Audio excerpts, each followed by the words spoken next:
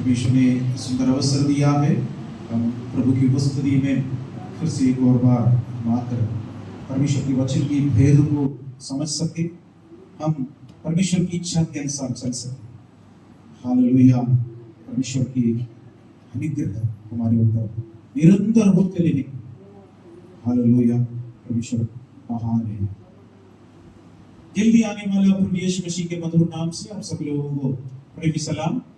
परमेश्वर की कृपा, परमेश्वर की अनुग्रह हम सबके साथ चल रहे हैं और हमेशा रहेगा। प्रार्थना करते रहे और विरोध जितना भी हो उतना भी परमेश्वर का कृपा भी हमारे साथ होते रहेगी। परमेश्वर की स्तुति हो।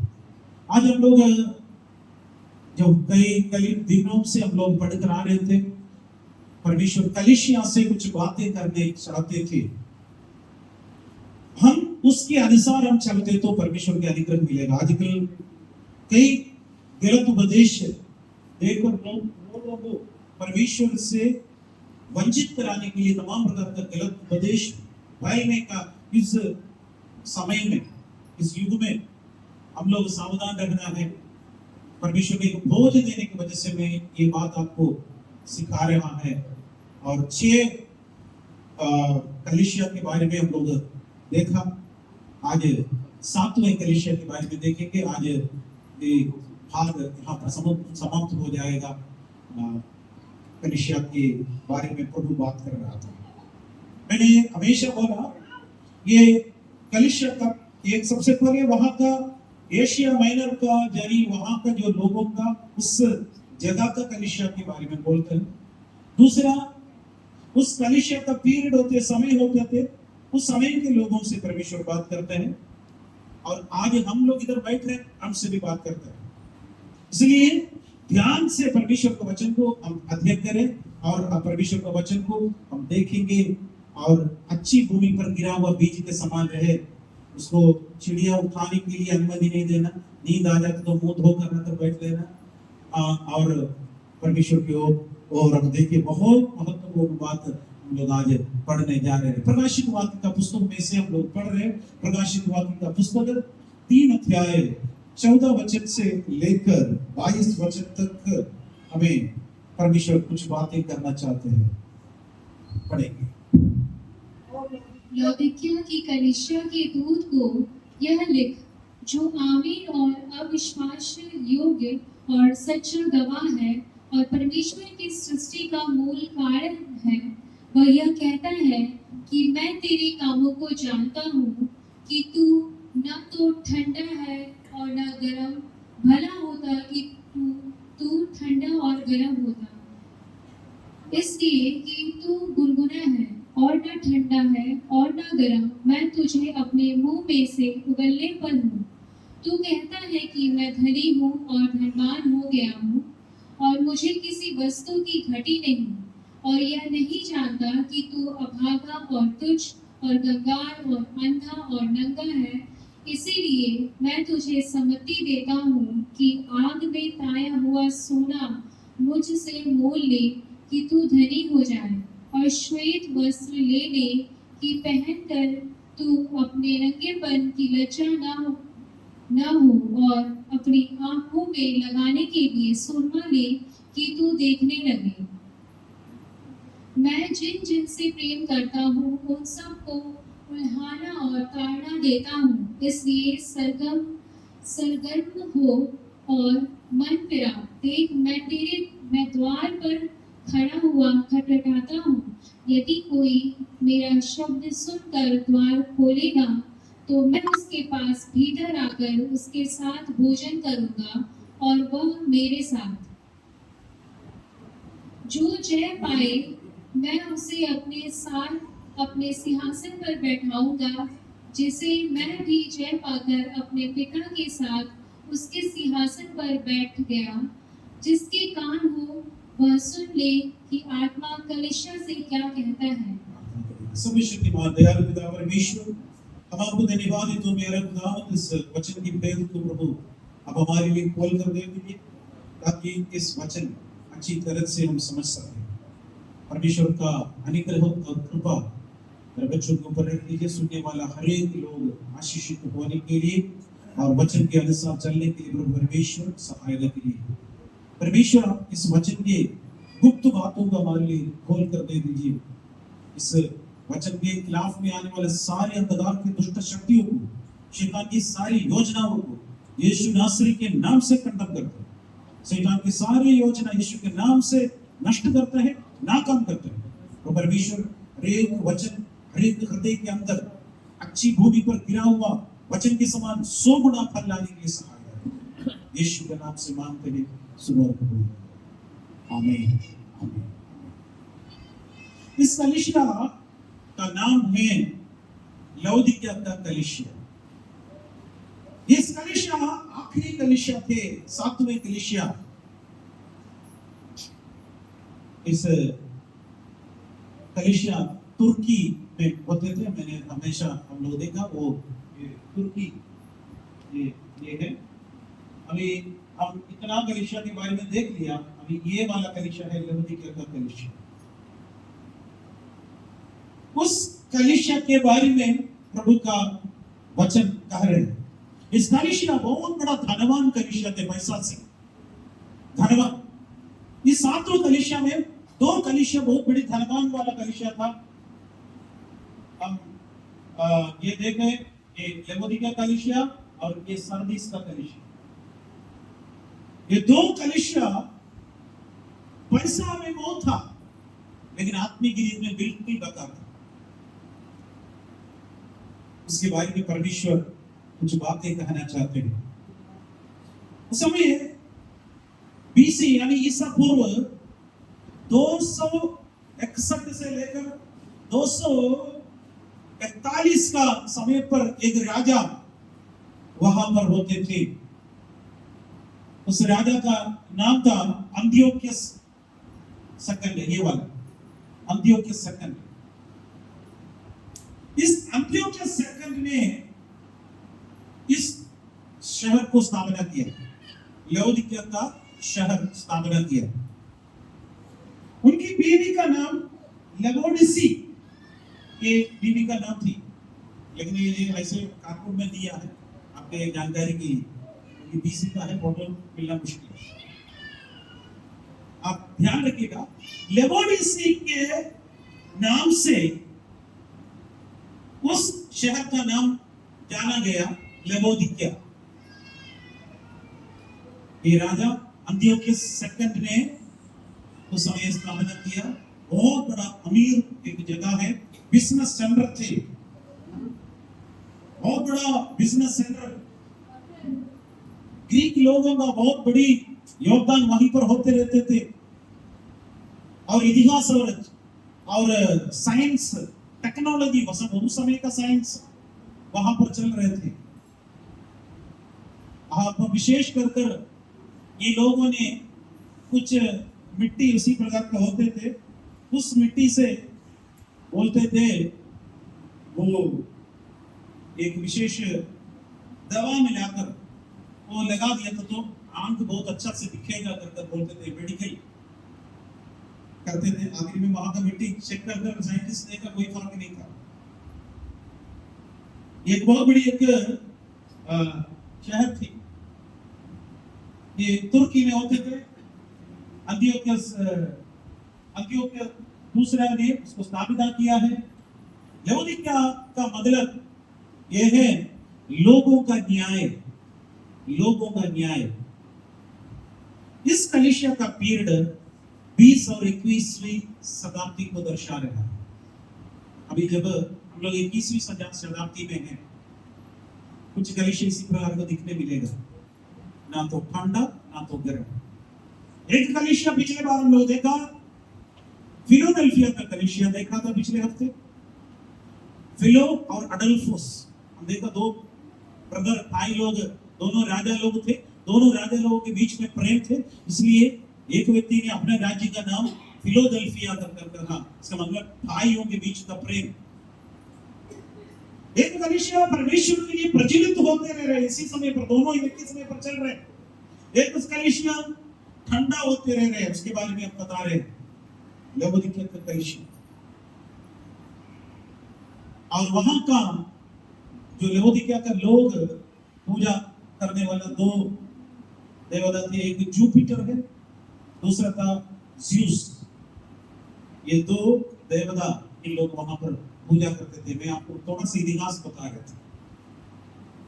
पौलुस इस कलीसिया को स्थापना नहीं किया। पौलुस उन लोगों का चेहरा भी नहीं देखा, लेकिन कुछ लोगों को जानते थे पौलुस। उसके बारे में बाइबल में इन लोगों ने लिखा है। कुलुस्सियों का पत्री 2 अध्याय उसका पहला वचन पढ़ेंगे। कुलुस्सियंस 2:1। मैं चाहता हूँ कि तुम जान लो कि तुम्हारे और उनके लिए जो लौदीकिया में हैं और उन सब के लिए जिन्होंने मेरा शारीरिक मुंह नहीं देखा, मैं कैसा परिश्रम करता हूँ। मेरा शारीरिक मुख में लोग नहीं देखा, लेकिन लौदीकिया का कलीसिया तुम्हें बताओ तो मेरे बारे में सुना। कुलुस्सियों का पत्री 2 अध्याय और उसका 4 अध्याय उसका 15 वचन में भी हम लोग देखा है लौदीकिया का कलीसिया के बारे में बता रहे थे पौलुस। लौदीकिया के भाइयों को और नुमफास और उनके घर की कलीसिया को नमस्कार कहना। करो कर बोला। पहले पौलुस स्थापना नहीं किया था, लेकिन वहां पर कुछ लोग मिलकर, क्योंकि तुरनोस करके एक व्यक्ति का पाठशाला में पौलुस सिखाते थे, वहां पर सीखा हुआ कुछ लोग उसी आसपास में थे, वहां पर जाकर स्थापना किया था। और प्रकाशित वाक्य का पुस्तक 3 अध्याय और उसका 14 वचन हम पढ़ेंगे। लौदीकिया की कलीसिया के दूत को यह लिख, जो आमीन और अविश्वास योग्य है और सच्चा गवाह है और परमेश्वर की सृष्टि का मूल कारण है, वह यह कहता है कि आमीन। इधर लिखा है लौदीकिया का कलीसिया के दूत को ये लिख, आमीन और विश्वास से योग्य। आमीन एक संख्या यानी एक नाम दिया है। आमीन यीशु मसीह को एक नाम दिया। बाइबल में पहली बार एक जगह पर यीशु मसीह को एक और नाम दिया है, वो है आमीन। आमीन शब्द हम लोग प्रार्थना के बाद आमीन बोलते हैं, इसका मतलब क्या है? ऐसा ही हो जाए। आप जो प्रार्थना करते हैं आप बोलते हैं आमीन, इसका मतलब ऐसे हो जाए। एक और बार इधर बोल रहे हैं, यीशु मसीह का नाम इधर मेंशन कर रहे हैं, जिसका नाम लिख, जो आमीन और विश्वास योग्य और सच्चा गवाह। यीशु मसीह आमीन है। आमीन इधर लोग विश्वास करते हैं। हालेलुया। परमेश्वर कुरिन्थियों का पहला दूसरा कुरिन्थियों का पत्री पहला अध्याय और उसका 20 वचन इस प्रकार लिखा है, क्योंकि परमेश्वर की जितनी प्रतिज्ञाएं हैं भी ये सब उसी में आप के साथ है, इसलिए उसके द्वारा आमीन भी हुई कि हमारे द्वारा परमेश्वर की महिमा। प्रभु का हर एक बात क्या है? हाँ है और आमीन भी है। हालेलुया। जितना लोग विश्वास करते हैं परमेश्वर बोले हाँ और आमीन। आमीन हालेलुया। हम विश्वास करेंगे परमेश्वर, हम प्रार्थना कर हाँ और आमीन है, क्योंकि हमारे यीशु मसीह का नाम आमीन है। यीशु मसीह का नाम आमीन है। नाम के रूप में यहाँ पर यूहन्ना को परमेश्वर बताने का समय पर बताया, उसमें हम सब काम हाँ और आमीन। आज हमको एक बच्चे के लिए प्रार्थना किया था, विश्वास से प्रार्थना किया, हाँ और आमीन हो जाएंगे। लोग विश्वास करेंगे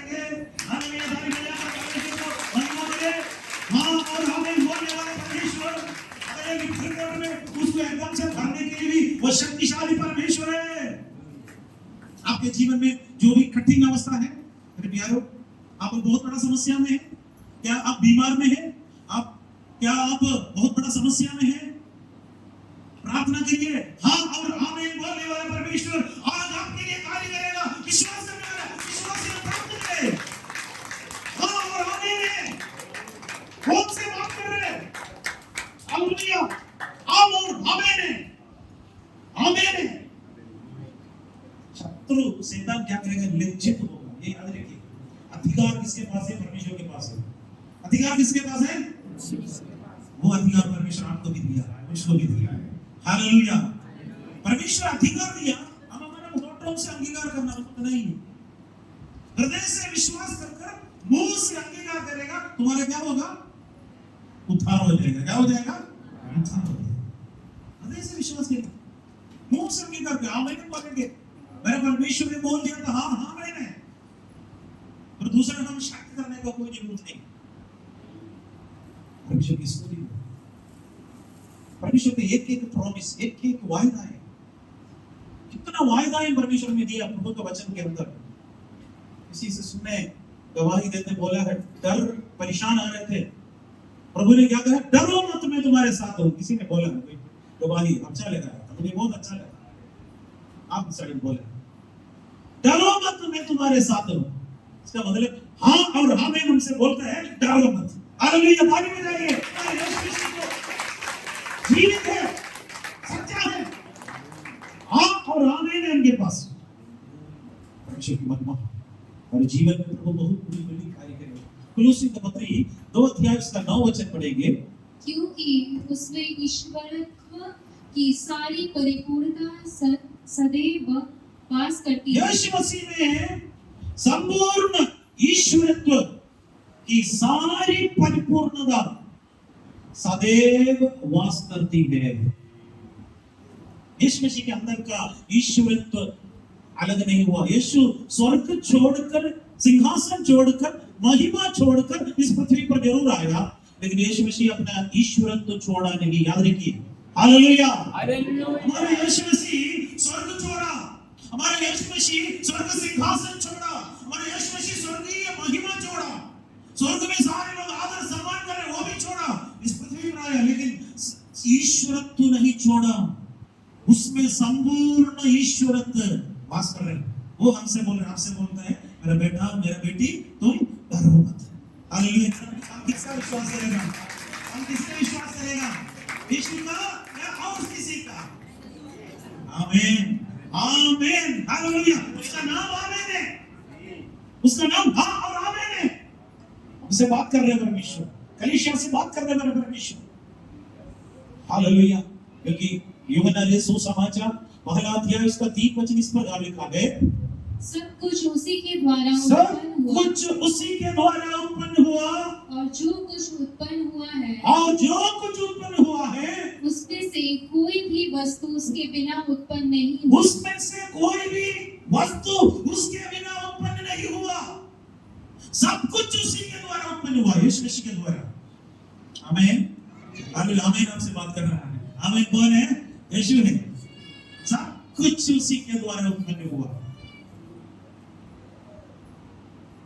और प्रभु का वचन में हम लोग कुलुसियों का पत्री में 1 अध्याय और उसका 16 और 17 वचन में हम लोग को ये दिखा है, क्योंकि उसी में सारी वस्तुओं की सृष्टि हुई, उसी में सारी वस्तुओं का सृष्टि हुई, स्वर्ग ही हो, स्वर्ग की हो अथवा पृथ्वी की, अथवा पृथ्वी की, देखी या अनदेखी, देखी या अनदेखी, क्या सिंहासन, क्या सिंहासन, क्या क्या प्रभुताएं, प्रभुताएं, क्या क्या प्रधानताएं, प्रधानताएं, क्या क्या अधिकार, अधिकार, सारी वस्तुएं सारी वस्तुएं उसी के द्वारा उसी के द्वारा और उसी के लिए उसी के लिए सृजी गई सृजी है। गई है।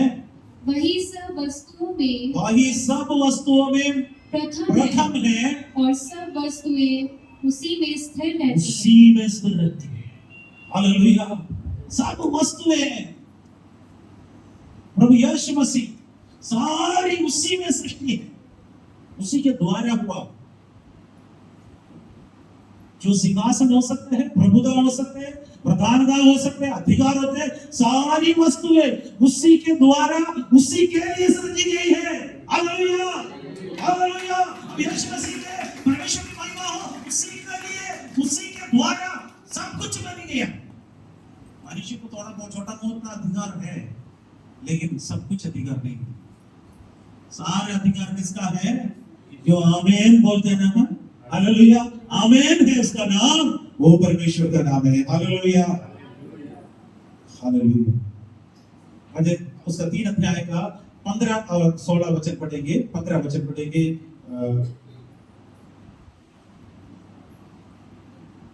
15 नहीं, हाँ पढ़िए। मैं तेरे काम को जानता हूँ मैं कि तुम्हारा कामों को जानता हूँ कि तू न तो ठंडा है ना तो ठंडा है और न गर्म। ना गर्म। भला होता हाँ। कि तू ठंडा या गर्म हो, ठंडा हो या गर्म हो जा, इसलिए कि तू गुनगुना है गुनगुना है और न ठंडा है और न गर्म। हाँ मैं तुझे अपने मुंह में से उगलने पर हूँ। हाँ, ये नाम तो प्रभु का वचन कर रहे हैं। क्योंकि पानी एक ये बोलने का भी कारण है। तुर्की में वहां पर एक पहाड़ में बहुत ज्यादा बर्फ हुई एरिया होते हैं, ठंडा होते हैं, वहां से पानी आते आते ठंडा पानी आते हैं, और नीचे वहां पर क्या कहते हैं, ज्वालामुखी का वहां पर गर्म वाला सोता होता है। ये दोनों एक साथ मिलने के समय पर क्या कहते हैं, गुनगुना बना जाता है। उस अवस्था का वहां का एरिया में परमेश्वर बोल रहे हैं, वहां का कलीसिया का स्वभाव इसी प्रकार हो रहा है। तुम ना तो ठंडा, ठंडा मतलब क्या हो जाते हैं, आत्मिक उत्साह नहीं है, बैठते रहते हैं, सोते रहते हैं और गाली नहीं बजाते हैं, वो एक अनुभव। दूसरा गर्म वाला एक स्वभाव, आत्मिक धीरे में उत्साह होता है, प्रभु के लिए कुछ करना है, परमेश्वर का वचन सुनाना है, मुझे प्रार्थना करना है, मुझे उपवास करना है, मुझे दूसरे को सुसमाचार सुनाना है, एक उत्साह होते हैं। लेकिन ये लवोदिकिया का कलीसिया को दोनों नहीं थे, ना तो ठंडा ना तो गर्म। इस अवस्था में परमेश्वर बोल रहा है, मैं तुम्हें मेरे मुंह से उगालने पर, अभी तक उगला नहीं लेकिन उगलने पर। कभी कभी कुछ अजीब सा टेस्ट हमारे मुंह में आ गया है, हम क्या करेंगे, सबसे पहले पिएगा, उगालेगा। हाँ, पसंद नहीं है, इतना कड़वा लग रहा है, और हमको पता चले मुंह के अंदर, पेट के अंदर चले जाते तो खतरा है, हम सब तुरंत हम क्या करेंगे, उगलेंगे। परमेश्वर ना तो ठंडा ना गर्म, गुनगुना अवस्था परमेश्वर नहीं चाहते। उदाहरण के लिए रोटी, तब सारे बहन लोग मान लो रोटी बनाए, एक साइड पूरा पका दिया तो बढ़िया वो दिसे, दूसरा साइड पलटा नहीं, अच्छा है, खा सकते हैं, खा सकते हैं। ठीक है, अगले हफ्ते हम तो ये रोटी खाएंगे करके बोल, अगले हफ्ते के लिए रख सकते हैं, अगर आटा है तो रख सकते थे। फिर हम क्या करेंगे, उसको आधा पक गया आधा कच्चा है, क्या करेंगे, आयु हम ले जाए, आधा उबल गया आधा कच्चा है, अभी खा भी नहीं सकते हैं, अगले हफ्ते के लिए रख भी नहीं सकते, खराब हो जाएगा, क्या करेगा, फेंक देगा, क्या करेगा। ऐसी जीवन में ना ठंडा ना गर्म, उस अवस्था परमेश्वर क्या करेगा, बर्दाश्त नहीं कर रहे। भला होता तुम ठंडा है, तुम ठंडे, तुम्हें गर्म करा सकते हो, भला होता तुम गर्म है, तुम यूजफुल हो सकते हो, लेकिन तुम दोनों के बीच में अच्छा नहीं है। एक कलीसिया, लवोदिकिया का कलीसिया को प्रभु बोल, हम सावधान रहना जरूरी है। तीमुथियुस को पौलुस पत्र लिखने के समय पर दूसरा तीमुथियुस 3:5 में इस प्रकार लिखा है, वे भक्ति का भेष तो धरेंगे पर उसकी शक्ति को न मानेंगे, ऐसों से परे रहना। भक्ति का वेश धारण तो करेगा, लेकिन उसकी शक्ति को क्या करेगा, मानेगा नहीं। भक्ति का शक्ति होता है, उसको मानते नहीं, वेश धारण कर रहे। पौलुस बोले उससे परे रहना, सावधान रहना, सावधान रहना। परमेश्वर कहते हैं, प्रकाशित वाक्य 3:17 वचन पढ़ेंगे। तू कहता है कि मैं धनी हूँ और धनवान हो गया हूँ और मुझे किसी वस्तु की घटी नहीं, और यह नहीं जानता कि तू अभागा और तुच्छ और कंगाल और अंधा और नंगा है। इसीलिए परमेश्वर का वचन हम लोग इधर देखा तो कहता है, मैं धनवान हूँ, मैं धनी हूँ, मुझे किसी वस्तु की घटी नहीं। बहुत बड़ा घमंड से बोलते हैं। सचमुच उनके पास हम लोग देखा, सरदीस का और लवोदिकिया का कलीसिया सांसारिक धन में बहुत ज्यादा थे, लेकिन आत्मिक नीति में एकदम कंगाल अवस्था में थे। परमेश्वर को आपका पैसा का जरूरत है। हम बचपन में मेरे भैया दुकान खेलते थे, दुकान के लिए तराजू चाहिए। तराजू कहाँ से मिलेगा? 2 नारियल का ये वो ले लिया, दोनों साइड पर रस्सी से बांध कर एक डंडे पर खड़ा कर मकान तराजू बनाते थे। चावल की भी मट्टी है, चीनी भी मट्टी है, सब दे देते थे। पैसा पत्ता देते थे। वो जो दुकान, हमारे पास पैसा नहीं होता था, पैसा दूसरे पेड़ से तोड़ कर आते हुए पैसा है, मैं वापस भी पैसा दे देते, वो भी पत्ता है। हम लोग वो खेलते तो वैसे होते थे, हमारे खेल ऐसे होते थे। वो किसी दुकान में जाकर वो पत्ता देने से कोई हमको कुछ चावल देगा, चीनी देगा? नहीं देगा। सेम आज हमारे पास जो पैसा है, अभी 500 का तक हमारे मैक्सिमम पैसा है डिनोमिनेशन में, जो 2000 तक घटा दिया, अभी 500 रुपया तक है। प्रभु का आपका पैसा की जरूरत नहीं है, प्रभु का आप जरूरत है। हालेलुया। परमेश्वर आपसे प्रेम करते हैं, आपको पैसा से नहीं। लेकिन परमेश्वर का सेवकाई के लिए पैसा की जरूरत है, क्योंकि इसलिए परमेश्वर आपको इस्तेमाल कर रहा है। क्योंकि आप लोगों ने जो दिया दान, उस समय कंट्रीब्यूशन की वजह से हम लोग इतना बढ़िया थे, आपको सिखा पाए। किसी ने वो साल पहले परमेश्वर के सेवादारी में दिया, इस खूबसूरत भवन बनने के लिए प्रभु ने सहायता किया, हम उसके लाभदारी हो गए। किसी ने आंसू बहाया, किसी ने अपना पसीना निकाल कर दिया था। हो सकते तो वो सब पैसा से खा सकते थे, लेकिन अलग कर दिया। किसी ने कुछ चेयर खरीद कर दिया, हम इसमें बैठ रहे। किसी ने कुछ डायरी खरीद कर दिया, हम लोग इसमें बैठ रहे। किसी ने कुछ पंखा दिया, इसलिए हम लोग रह रहे। वो सब हम भूल जाएगा, लेकिन परमेश्वर अपने याद की पुस्तकों में जरूर रखेगा। नेक्स्ट जनरेशन के लिए सेवादायित्व की जरूरत है। परमेश्वर आपके हाथ में से मेरे हाथ में कर दिया, हम लोग करना जरूरी है। लेकिन प्रभु का आपको पैसा की जरूरत नहीं है, प्रभु का आपका जरूरत है। प्रभु यीशु आपसे प्रेम कर रहे हैं, प्रभु यीशु का प्रेम। यहाँ पर जो कलीसिया बोल रहे हैं, मैं धनवान हूं, मैं दानी हो गया, मुझे किसी भी वस्तु का घटी नहीं। तो यीशु मसीह ने इधर कहा है, क्या कहा है? मैं ये नहीं जानता कि तो अभागा और तुच्छ और कंगाल और अंधा और नंगा है। अवस्था नहीं मालूम, अवस्था नहीं मालूम। शारीरिक धन हमें परमेश्वर के योग्य नहीं बना पाते। शारीरिक पैसा से आप आत्मिक धनवान बन नहीं पाते। शारीरिक धन सब इधर छोड़कर जाना पड़ेगा। इतना लोग सोना चांदी पूरा कवर कर इतना किलो का काटते जाते, मरने के समय पर 1 ग्राम तक नहीं दे रहे, सब निकाल रहे। कहना सही बात है ना? मरने के बाद कोई सोने चांदी के साथ कोई दफनाते इधर जलाते, हाँ, उसी के लिए झगड़ा होगा। बच्चे लोगों ने दूध ज्यादा लिया, मुझे कम मिला करके झगड़ा उसी के कारण होता। पहले कोरिन्थियों का पत्री पहला अध्याय 26 वचन से लेकर हम पढ़ेंगे।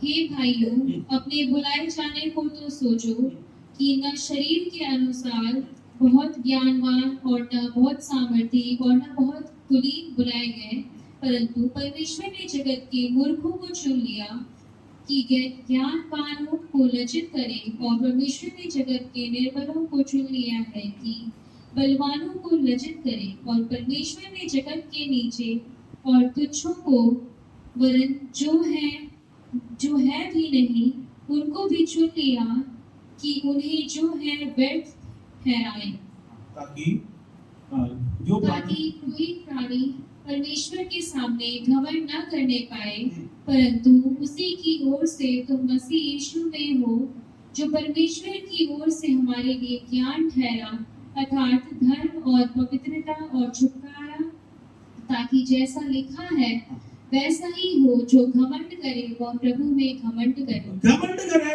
एक चीज के लिए घमंड करने के लिए बोला, क्या करने के लिए? प्रभु में।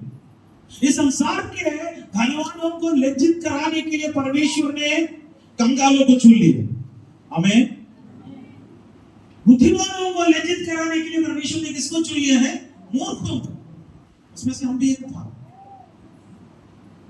तभी तो बुद्धिमान शामिल हो गए। परमेश्वर की महिमा हो। हम यीशु मसीह में घमंड कर सकते हैं। मेरे लिए यीशु जैसे एक परमेश्वर मिला। उस कलीसिया का प्रभु ने 4 प्रकार का कमियां प्रभु ने ढूंढ कर बताया, अवस्था हम बता परमेश्वर ने बताया। नंबर 1, तुम अभागा और तुच्छ है। नंबर 2, उस कलीसिया कंगाल अवस्था में थे। नंबर 3, अंधापन में थे। नंबर 4, नंगा अवस्था में थे। धनवान कर घमंड करने वाला व्यक्ति का अवस्था हम लोग इधर देख रहे हैं परमेश्वर के नजर में। अभागा और तुच्छ, अभागा और तुच्छ। उसी का प्रकाश का 3 अध्याय का 17 का जो रिलेटेड हम देखा है, तो अभागा और तुच्छ अवस्था बहुत बुरी है। अभागा जो परमेश्वर के बिना हर एक मनुष्य वर्ग इस अवस्था में अभागा है, तुच्छ। प्रभु नहीं है तो मेरा भी अवस्था ऐसी, इसलिए भी यीशु को कभी नहीं छोड़ते, पकड़ते रहते हैं। हालेलुया, आप भी पकड़ते रहिएगा। हालेलुया। ये मुझसे यीशु अलग ही है तो मैं क्या होगा? कोई लायक नहीं, कोई लायक नहीं। अगर यीशु है बस बड़ी बात है। गधे के बच्चे के ऊपर यीशु बैठा है, गधे के बच्चे को कारपेट बिछा कर दिया। अगर यीशु नहीं है तो उसको कारपेट से चलने तो क्या होगा? चारों टांग तोड़ कर और कहीं फेंक दे। यीशु है तो आपको इज्जत है, यीशु नहीं है तो अभागा और तुच्छ अवस्था में। दूसरा, कंगाल अवस्था। शारीरिक रूप से आर्थिक शरीर पैसा सब कुछ है, धन दौलत सब है, रुपया पैसा रुपया सोना चांदी सब कुछ है। तुमको कंगाल कैसे बुलाएंगे करके बोलेंगे, लेकिन प्रभु अपना नजर से देख रहे। मैंने अपना भाई के साथ हम लोग खेलते हैं, पत्ता मेरे पास ज्यादा था, मैं बड़ा धनवान था उस समय, क्या बोलते वो खेल में, लेकिन बाकी लोग देखते तो क्या है, तुम कंगाल है, तुम्हारे पास कुछ भी नहीं, वो पत्ता से कोई लेगा नहीं। इस अवस्था हमारे जीवन में इधर प्रभु का वचन क्या होता है? तुम कंगाल हो, कंगाल अवस्था, कंगाल अवस्था। और यीशु मसीह ने मत्ती 5:3 में लिखा है, धन्य है वे मन के दीन है, क्योंकि स्वर्ग का राज्य उन्हीं का है। मन में दीन बने, मन के अंदर देर कर दो, प्रभु मुझे तेरी शक्ति चाहिए, तेरा अभिषेक मुझे चाहिए, परमेश्वर का सामर्थ्य मुझे चाहिए। हम ये बोले, स्वर्ग का राज्य आपका है मेरे प्यारों, स्वर्ग का राज्य का वारिस सब है। जल्दी जल्दी पढ़ेंगे तो अंधा है, शारीरिक तौर से सब कुछ दिख रहा है, सारे बातें दिख रहे हैं, धन दौलत तो सब दिख रहा है, लेकिन परमेश्वर का वचन की रोशनी नहीं है, वचन का ज्योति नहीं है, अंधापन की अवस्था में है। आज हम लोग भजन संगीत है पढ़ा, इसलिए हमारा पांव के लिए दीपक ज्योति, मार्ग के लिए उजियाला का जरूरत है, नहीं तो फंदा निकट है। अंधा अवस्था। परमेश्वर आगे लिखा है तो नंगा है, नंगा अवस्था में भी। आगे परमेश्वर उसमें से परमेश्वर ठीक करने के लिए, परमेश्वर के लिए उसको कुछ उपदेश दे रहे, इसमें से सुधारने के लिए, उसमें से सही करने के लिए परमेश्वर 4 उपाय उनको बता रहे। 4 कमियां बताने के बाद 4 उपाय प्रभु ने दिया। आज हम ये 4 उपाय अपने जीवन में लेकर चले जाएंगे। जल्दी जल्दी मैं बताऊंगा, आप हमारे साथ देखिए। सबसे पहले, आग में ताए हुए सोना मुझसे ले लो। प्रभु ने कहा, आग में ताए हुए सोना मुझसे ले लो। दूसरा, श्वेत वस्त्र ले लो। तीसरा, आंखों में लगाने के लिए सुरमा ले लो।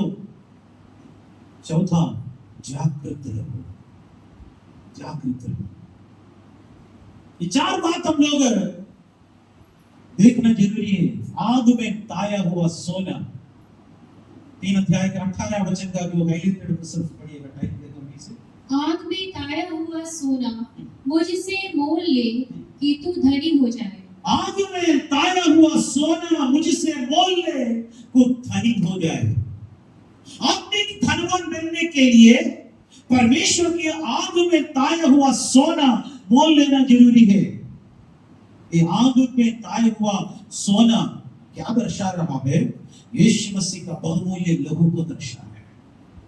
आग के अनुभव जैसे, फटने के अनुभव जैसे यीशु मसीह गत समय से लेकर यीशु मसीह क्रूस की ओर जाते वक्त सारे मनुष्य वर्ग का पाप, श्राप, रोग यीशु मसीह अपने ऊपर उठाया।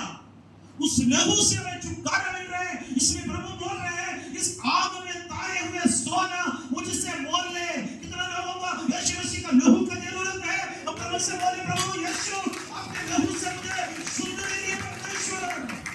आग में ताए हुए सोना जैसे यीशु मसीह का लहू आपको छू रहा है मेरे प्यारो। हालेलुया। परमेश्वर कहते हैं तुम धनवान बनना है। हालेलुया। आग में ताए हुए सोना मोल लो। आग में ताया हुआ सोना मुझसे मोल लो, खरीद लो। पैसा से बेच नहीं पाएगा, कुछ हम सैक्रिफाइस करना पड़ेगा, आसानी से नहीं। अगर तुम मेरे वचन पर चलते तो, मेरे परमेश्वर के वचन पर चलते तो तुम मेरे चेले, सचमुच तुम मेरे चेले बन जाओगे। प्रभु के वचन पर चलेगा तब चेले बनेगा। परमेश्वर का वचन यशायाह नबी का पुस्तक 55 अध्याय और उसका पहला वचन इस प्रकार लिखा है, वो सब प्यासे लोगों, पानी के पास आओ, और जिनके पास रुपया ना हो तुम भी आकर मोल लो और खाओ। दाख मधु और दूध बिन रुपए और बिना दाम की आकर ले लो। वहां पर लिखा है, ये सब प्यासे लोगों पानी के पास आओ। हमारे अंदर एक प्यास का जरूरत, प्यास है तो तभी तो पानी पिला सकते हैं। अभी सब तो प्यास लग रही है, लेकिन दिसंबर जनवरी में आपको ठंडा पानी कोई देते तो वही उसके पास तक नहीं आएगा, फिर पीने के बाद छोड़ दी। प्यास होना है परमेश्वर का प्रति, मुझे तो प्यास होना, आपके लिए प्यास होना, इसलिए आप लोग इधर आए। आपका समय बहुमूल्य समय निकाल कर आया। संसार के नजर में आप एकदम मूर्ख का काम कर रहे हैं। इतना अच्छा अच्छा काम, महीने हफ्ते में एक दिन छुट्टी मिल रहा है, आप लोग क्या क्या नहीं कर सकते? आप ऐसे लोग पूछेगा, लेकिन आप इस ताया हुआ सोना लेने के लिए आए। हालेलुया। आग से ताया हुआ सोना फ्री में मिल रहा है, वो यीशु मसीह का लहू है। Hallelujah, hallelujah. इसलिए प्रभु का वचन यशायाह नबी ने बोला, हे प्यासे लोगों पानी के पास आओ, जितने को पास रुपया नहीं हो तुम भी आओ। प्रभु के लिए आपका रुपया पैसा तो कोई जरूरत नहीं है, आप आ सकते हैं। हालेलुया। पैसा रुपया के बिना आ सकता है। क्या क्या मिलेगा? दाख मधु और दूध पियो, वो भी बिना रुपया से। परमेश्वर एक दाम चुका दिया, क्रूस पर यीशु मसीह ने दाम चुकाया। अभी उद्धार कोई खरीदने का वस्तु नहीं है। इतना लोग आग से ताए हुए सोना लेना चाहते हैं, ताली बजाएंगे प्रभु का वंदन करें। और यीशु के लिए नीचे जाएंगे। नंबर 2, श्वेत वस्त्र ले लो। नंगापन की अवस्था में थे, उस कलीसिया नंगापन की अवस्था में थे प्रभु के नगर में। शारीरिक तौर से एकदम से मलमल कपड़ा, रेशम कपड़ा, ये सब होते थे, लेकिन आत्मिक रीति से प्रभु देखते होते क्या है? नंगापन। आगे हाईलाइटेड पढ़िएगा, श्वेत वस्त्र श्वेत वस्त्र ले ले कि पहनकर तुझे अपने नंगेपन की लज्जा न हो। श्वेत वस्त्र ले ले कि पहनकर तुझे अपने नंगेपन की लज्जा ना हो। श्वेत वस्त्र, श्वेत वस्त्र वो यीशु मसीह का धार्मिकता को दर्शा है। हमारा धार्मिकता सब महल चिकनों के समान है। हम कितना भी काम करें सब गंदा कपड़ा है। मनुष्य वर्ग का ऐसे ही पाप की वजह से हम सब, हमारा धार्मिकता सब ऐसे ही था। कोई भी नहीं, प्रभु का वचन कहता है धार्मिक नहीं है, एक भी नहीं है। उस अवस्था में प्रभु का वचन कहता है श्वेत वस्त्र ले लो और पहनकर तुझे अपने नंगेपन की लज्जा ना हो। इसलिए परमेश्वर का धार्मिकता का वस्त्र परमेश्वर में पहना है। इस वस्त्र के साथ हम प्रभु के पास नहीं जा सकते। मान लीजिए ये वस्त्र पहनकर हम स्पेस में जा सकते हैं। स्पेस में स्पेस सूट होते हैं जो आप जो पहनने वाले देखे होंगे, जो इधर से इंडिया से भी एक भाई गया था हमारे स्पेस स्टेशन में। नाम क्या है? कुछ भी हो, वो गया और वहां से इधर से जाते वक्त भी आते वक्त भी आप देखे होंगे वो वैसे तो कपड़ा है, चल नहीं पाते, उसको उठाकर व्हील चेयर में लेके आकर उसमें स्पेस उसमें बैठा देते थे। ये कपड़ा पहनकर जाता तो अब वहीं पर खत्म हो जाएगा। लगभग 400 किलोमीटर का दूर ही है, उतना दूर तक हम ये वस्त्र से नहीं जा सकते। तो इतना लाइट ईयर्स ऊपर है, वहां पर जाने के लिए वस्त्र में पहनकर, मैं रेशम का वस्त्र पहनकर, मैं सिल्क का वस्त्र पहनकर मैं जाऊंगा कर सोचकर वहां का आशा मत रखिए। प्रभु का वचन कह रहे हैं वो वस्त्र है धार्मिकता का वस्त्र। हालेलुया। यीशु मसीह का लहू से हम विश्वास कर धार्मिकता का वस्त्र जब पहनना है, तभी तो हमारा नंगापन का लज्जा परमेश्वर दूर कर सकते हैं। यशायाह नबी का पुस्तक 61 अध्याय है और उसका 10 वचन इस प्रकार लिखा है, मैं यहोवा के कारण अति आनंदित होऊंगा, मेरा प्राण परमेश्वर के कारण मगन रहेगा, क्योंकि उसने मुझे उद्धार के वस्त्र पहनाए। आमीन। उसने मुझे उद्धार के वस्त्र पहनाया और धर्म की चद्दर ऐसे ओढ़ा दी, धर्म के वस्त्र ऐसे उड़ा दिया है जैसे हाँ। दुल्हन फूलों की माला से अपने आप को सजाता और हाँ। दुल्हन अपने गहने से अपना श्रृंगार करती है। ओह प्रेज़ द लॉर्ड। परमेश्वर ने हमें क्या किया है? उस धर्म के चादर आपके ऊपर उड़ाया। इतना लोग खुश हैं। हालेलुया। प्रभु हमारे पास हो सकते फट्टा पुराना कपड़ा तक हमारे पास सिलने के लिए पैसा नहीं है, लेकिन प्रभु क्या करेगा? धार्मिकता का वस्त्र आपके ऊपर उड़ेगा। हालेलुया। तैयार हैं? हालेलुया। कि ना प्रभु के समक्ष में खड़े हो जाएंगे। आप सब लोग खूबसूरत दिखेगा उस समय, खूबसूरत वस्त्र के साथ, श्वेत वस्त्र के साथ, और परमेश्वर की उपस्थिति में, असंख्य स्वर्गदूतों के सामने, यीशु मसीह की उपस्थिति में, पिता परमेश्वर की उपस्थिति में हम लोग दिखेगा। कितना सुंदर होगा। शैतान आपको ये वाला आपके हाथ से छीनने के लिए कोशिश करेगा, याद रखिए, सावधान रहना। तीसरा, प्रभु ने एक उपदेश दिया, आंखों में लगाने के लिए क्या करना है? सुरमा ले लो। एक बार ब्रदर इधर सुरमा लगाया था, है ना, याद है? पूरा आंसू आ गए थे। आंखों में लगाने के लिए सुरमा ले लो। मैं एक्चुअली मुझे ब्रदर लगाने के बाद हमको पता चला था ये सुरमा ऐसे होता है। मैं सोचा और कुछ है। आंसू आ रहे थे, फिर उसके बाद बोला बहुत अच्छा दिख रहा है। अच्छा, इस संसार का सुरमा वो लोग बनाते थे, परमेश्वर का दर्शन नहीं दिखा पाते थे। लौदीकिया का कलीसिया वहां पर कुछ मेडिसिन आंख के लिए बनाते थे, उसमें बहुत बड़ा फेमस थे, लेकिन अंधा था। शारीरिक देर से दिख रहा था, आत्मिक अंधापन में थे। प्रभु बोला आंखों में लगाने के लिए सुरमा ले लो।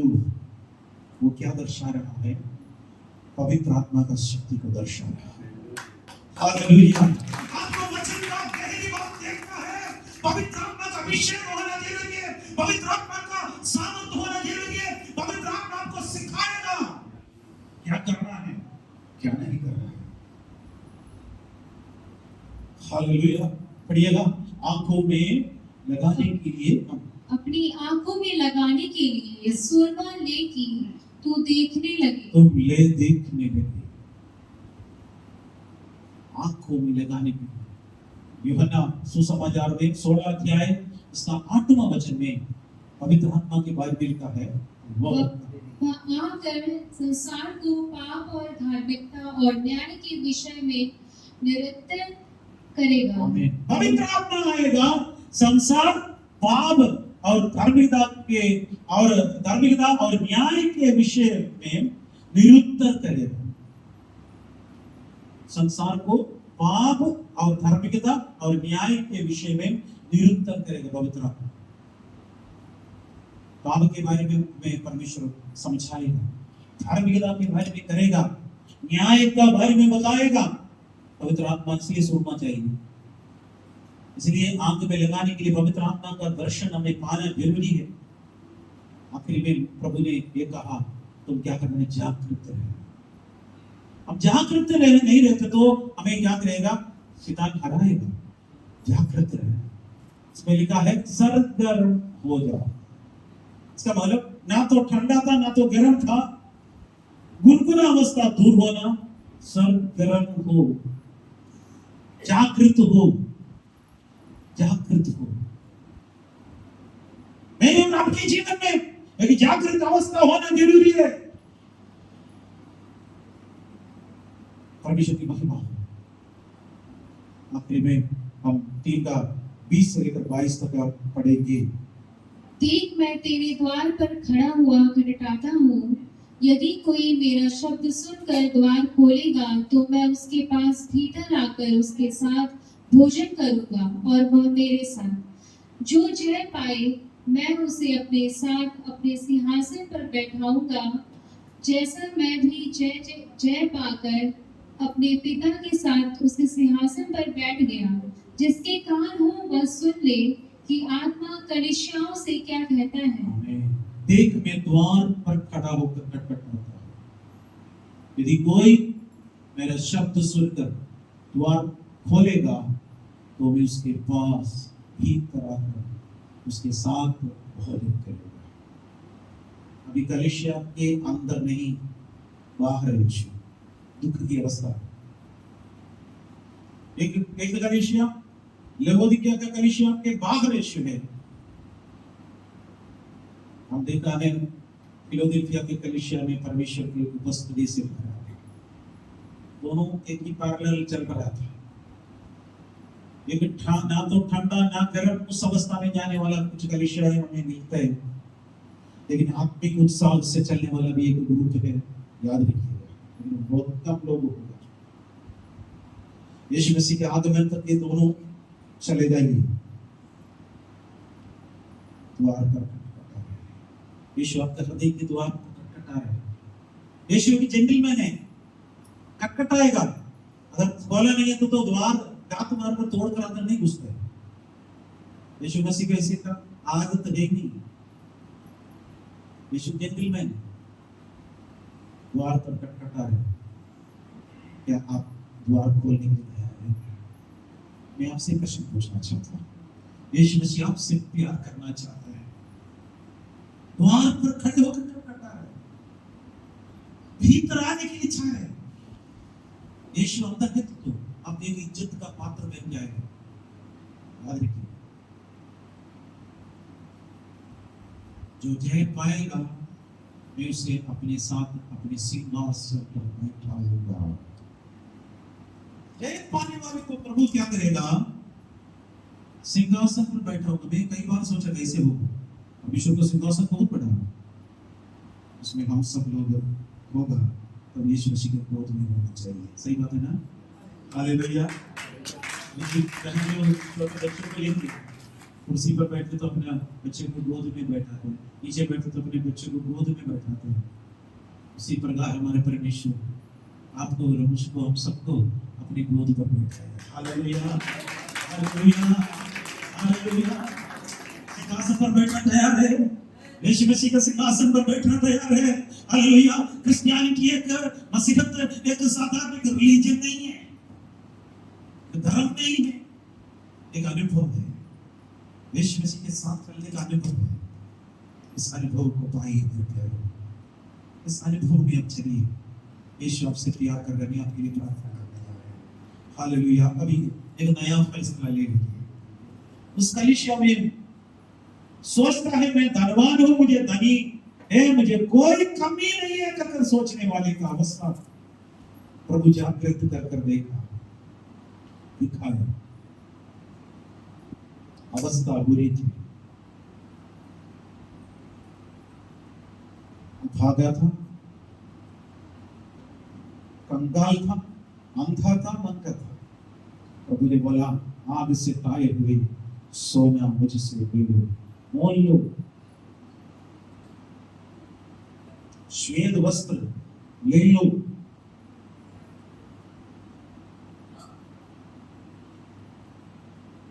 सुरमा आंखों में लगाने के लिए सुरमा मुझसे ले लो और जागृत हो जाओ, सरगर्म गर्म हो जाओ। प्रभु ने हमसे कई बातें बताई है। हमारे जीवन में परमेश्वर की उपस्थिति में प्रभु की कृपा में बढ़े। सर्वशक्तिमान दयालु पिता परमेश्वर बात को धन्यवाद देते हैं। कलीसिया का हर एक विश्वासी भाई और प्रभु आपके हाथ में समर्पित कर देता हूं। हम इस